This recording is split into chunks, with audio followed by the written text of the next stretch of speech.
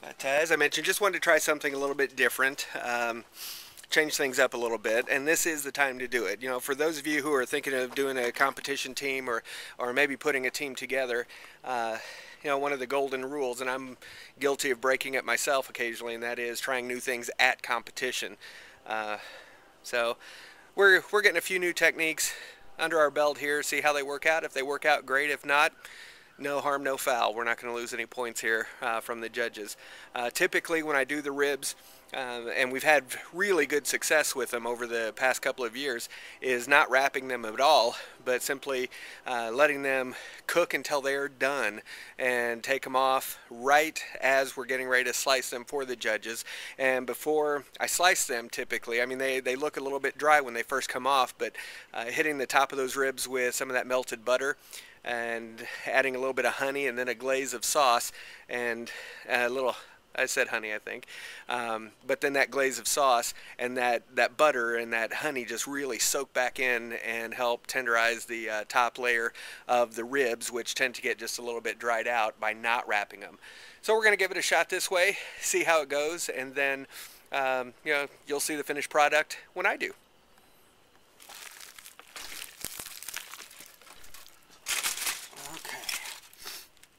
Now basically what the burnt ends consist of is, as I mentioned, this brisket is the point and the flat. So I'm going to separate the two. And the flat end is going to become the sliced brisket that I would typically slice up and serve to the judges. And then the point end I will chop up into bigger pieces. Ah, look at that. Look at that excellent color on there. And after I chop that point up, then we'll put those in a pan, put them back in the smoker with some sauce, and present those on the sides. Now this is the flat. You can see here's a chunk of it that came off. This is the flat part of it. And with the point end of it, we're simply going to make some big chunks.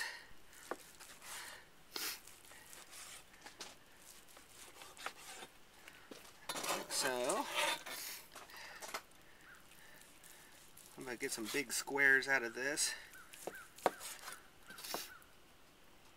And those are probably just a little bigger than what I'd normally do.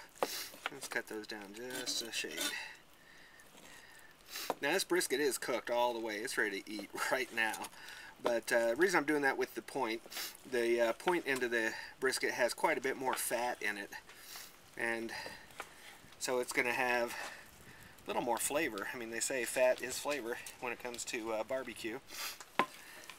Steaming goodness. Get this all mixed up. So we've got all that good brisket juice in there. That brisket juice. Just to give it a little extra sheen, a little bit of extra shine. Just place all those in there.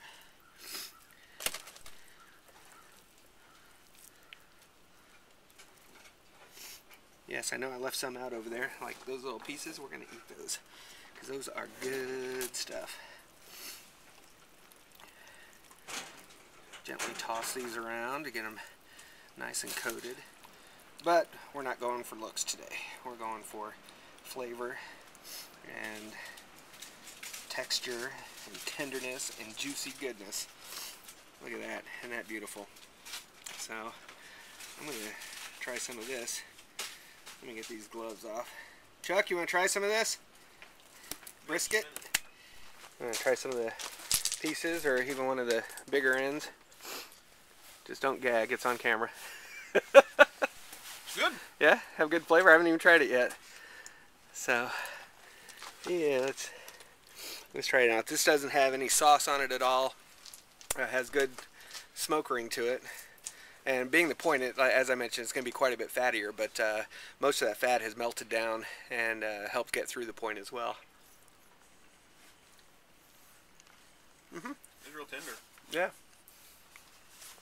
I think I like it. That's good. So what I'll do at this point is put those burn ends back in the smoker let it take on some more heat from the smoke and the fire. The flat end I'm going to leave on the foil, but I'm going to stick it back in the smoker as well, and that way it can start firming up the outside of it a bit, and because we're getting pretty close now to time for slicing it up.